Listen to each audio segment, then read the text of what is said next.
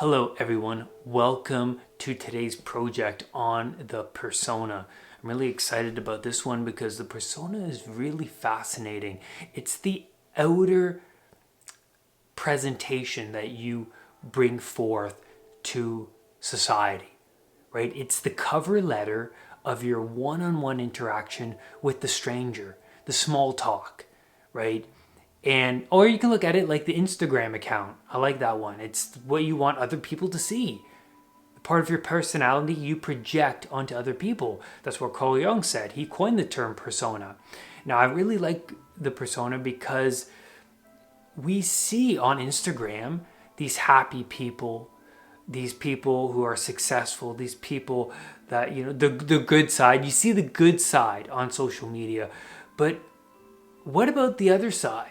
What about the bad days? What about the parts of them that they're really struggling with? And now, we can't talk about the persona without talking about those dark parts of ourselves, because someone who has a poorly constructed persona, their dark parts seep through, right? They're acting unconsciously. It's like when you meet with that person for the first time and you get this weighty feeling from them. You get this uncomfortable feeling or vibe from them. It's like their emotional glass is overflowing. There's so much baggage that they're contending with that they can't help but let the dark parts of themselves, their emotional aspects that are not fully integrated and realized, come forth because they have yet to shine a light on them. There's just too much light.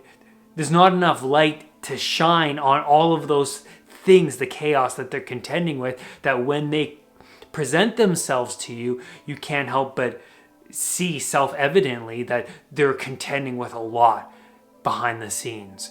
Right? And they might, like for me, when I used to struggle from health anxiety, I remember going to work and trying desperately to put on a mask of like, oh, I'm okay, I'm here to work, and let's do this, and everything's good. And I remember some of the people I was working with, they would attempt to talk about music, small talk, and I would be like, oh yeah, I like Arcade Fire, or I like this band, and then I would be like, I'd be quiet because I just didn't want to talk because I was so internal. I was so self-focused on what was going on inside because I had so much I was contending with that my persona was very poorly constructed. It was very bad. And people didn't want to be around me because really I didn't care about I did a little bit because I had that fear of being judged by other people. That's why I was trying so hard to keep everything together and not lose control, because that was also partly it too. But also for me, I was so self-focused and centered that I was not really considering how I was presenting myself. I was just trying to get through the damn day. What I can tell is that someone with that poorly constructed persona is acting unconsciously. Their ego and their shadow is mostly popping up and doing the work. And that's why it can seem very awkward when confronting that person who doesn't feel like they have that well-constructed persona. I think a great example of this is in the movie Groundhog Day with Bill Murray. Phil, he has a lot to contend with. His expectations in life are not being met, right? And that's a really interesting thing to think about. His expectations were not being met, and he's in this place that he doesn't want to be. He's at this job he doesn't want to be at, and he's at this Airbnb in this town, Pensatani, whatever it is. He goes down and he meets up with the Airbnb owner. He's there in the Airbnb he's staying at. And she's making small talk. Oh, it's a lovely day outside, and I'm excited about the festival and whatnot. And Phil is like, oh yeah, he's like so awkward. He's bumbly. He's annoying. And you can tell on the woman's face, like, this guy is weird. This guy is, like, awful. Or this guy is, like, what's up with this dude?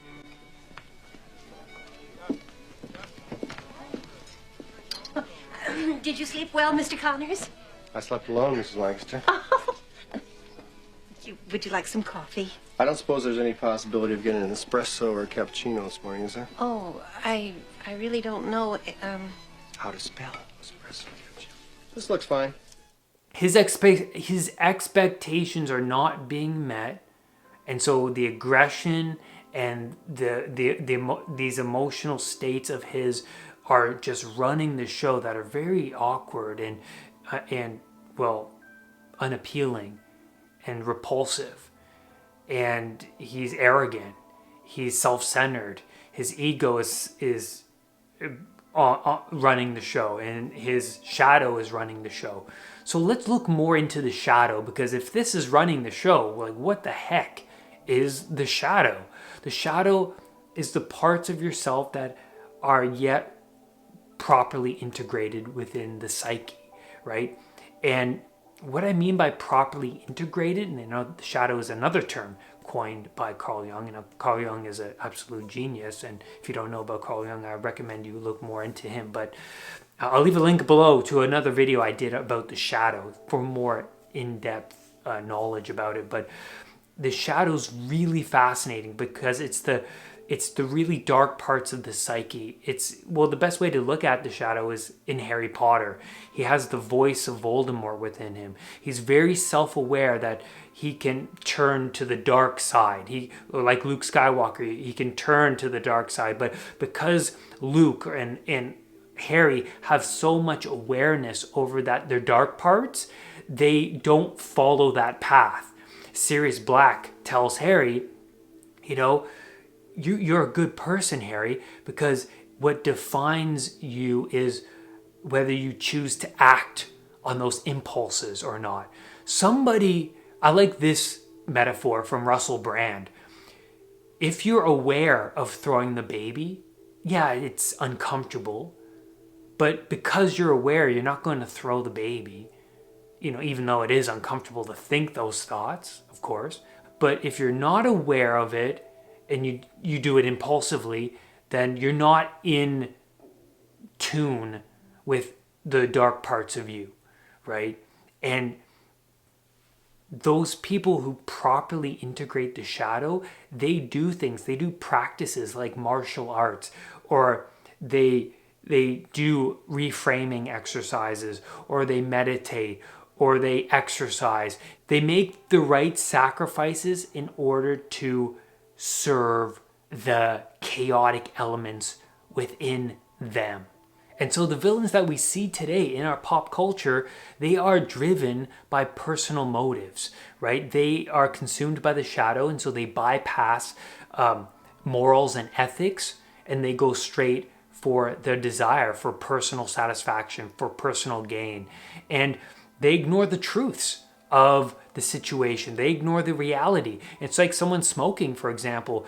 They do it because, it's been well practiced for a long time. So the ego is who you think you are, right? What makes up the ego is all of your behaviors and the thought patterns that you've entertained for a while. It's like so much of a human being is driven unconsciously, because we want to run unconsciously to some extent. We want things to be automated as much as possible because there's just too many things to pay attention to in the world. So how are you going to pay attention to everything? You want as many micro routines to be automated as possible. So you're smoking a cigarette, and what happens when you're smoking a cigarette?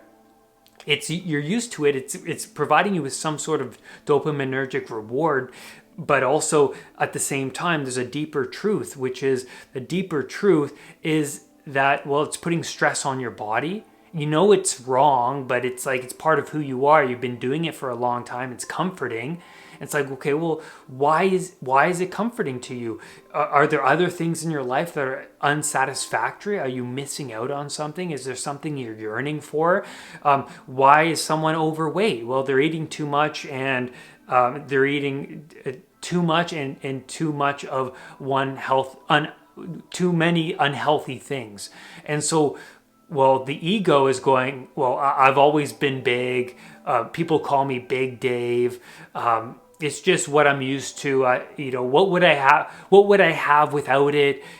Life would be meaningless without these delicious things and whatnot. The stories are the same stories that you're accustomed to. But the shadow is, well, what are you covering up with food exactly? Are the other areas of your life unsatisfactory? And are you really happy with the way you look? Do you really feel good? And I feel like people who are running unconsciously, they don't want to acknowledge the truth, or they don't even realize that the truth is there. But deep down, there's stress happening on the body. And so the question in Groundhog Day, which I want to touch upon, is that what does Phil do to improve his persona? Well, the first thing that happens to Phil is that because he's reliving the same day over and over and over again, he throws his hands up in the air and he's like, okay, well, screw it. If nothing matters, then I'm just going to fulfill all of my internal desires. I'm just going to get whatever I want. He's self-centered. He's totally engulfed within his shadow, and then he goes out and manipulates women. He bends the fabric of reality to fit with his self-gaining needs and desires, and then he realizes that this is not working. He's still feeling hollow. It's actually making things worse for him, and it's not providing him with a lot of meaning. And what does he do? Well, he falls into hopelessness, because he's like, if that doesn't work, if being so unconscious and engulfed in my desires and my shadow, if that's not working for me, then what else is there? And no wonder you fall into hopelessness. But then the third thing happened to him, which was, well, he started to look inwards and look towards the small things of the day, his micro routines. So he accepts, first of all, he accepts the fact that he's not going to get out of this loop, right? And it's like, oh my God, I'm not going to get out of it. So what do I do? What do I do to get out of suffering? Okay, well, you have to look to your micro routines. How can you make the day better than it was? Well, in order to lessen the suffering of the deity, the deity of chaos, you have to make the right sacrifices, and then that deity will lessen in strength, and then things will get better slowly and gradually for you. So he does. He makes the right sacrifices. He looks inwards towards his micro routines. And then he's bad at it. He's bad at conversation. He's bad at just orienting himself properly. He's taking up new hobbies and that are promoting growth. So he's bad at it, But he accepts that. He's like, okay, well, if I'm going to be bad at it, well, what's the big deal? I'm reliving the same day over and over and over again. So, he starts to look towards growth in a very micro way. You know what? I'm going to learn piano a little bit today, and I'm going to read a little bit today, and I'm going to just avoid those hollow pursuits. And he sees that things start to get better. He's finding that he's more competent, and people like him better when he's practicing real conversation with real people, and things improve. And so I think that's what you need to do to improve your personas. It's through practice. It's through repetition. Look towards yourself. Look towards the micro routines that you do every day, because if you are avoiding pornography, then you might feel a little bit less guilty when talking to somebody. You might actually engage more in eye contact, or you might even feel more of that oxytocin when around other people. Like, who knows, right? Who knows how better things could be the more you make the appropriate sacrifices. And these sacrifices are no trivial thing, because these are things that are very attached to your ego. I mean, like sacrificing smoking after doing it for a decade, like, come on. That's climbing a ginormous, ridiculous mountain. But, who knows how better things can be when you actually get to the top of that thing. and how better your persona is. I mean, persona is a well-practiced thing that you need to get on, right? Because the persona is the gateway towards a more meaningful conversation, right? Like, if you have a properly constructed persona, people feel like, hey man, I can actually connect more with this person. But if you're not, if you're awkward, or if you're bumbly, or if you're aggressive, or if you're too assertive, then people go, well, I don't want to open myself up too much to this guy because he seems too chaotic, right? Like I can't fully trust him, right? Because people unconsciously have this notion when approaching other people that, you know what, I'm going to trust you. I know you're full of snakes and so am I, but I'm going to trust you anyways. And that's a leap of faith, right? But if you have a poorly constructed persona, many people can't make that leap of faith and dive deeper into a meaningful dialogue with you. And that's where I'm going to leave you on today's project. Thank you, everybody, for being here with me today. Rise above anxiety. I'll see you next time. Make sure you hit that subscribe button and that bell so that whenever a new video of mine appears, you will be one of the first to know. Namaste.